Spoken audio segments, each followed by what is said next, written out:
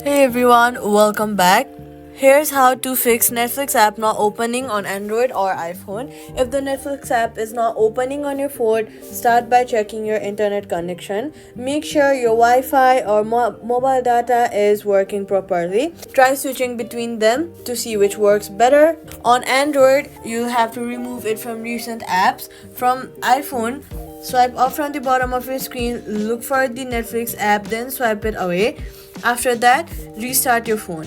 A simple restart can fix temporary system glitches that stops apps from opening. If the issue continues, check for the Netflix app updates. Head over to your app store, search for Netflix. Update the app if the update button is available. Sometimes issues like the app not opening happens because you are using the outdated version of the app. Updating the app ensures you have all the latest files and bug fixes, so make sure to update it. An outdated app can fail to open properly. Then, if nothing works, long press on the Netflix app icon, remove app, then delete the app. Once deleted, open the App Store, search for Netflix, and reinstall it from there. Log in after reinstalling, the app should open normally, and that's it.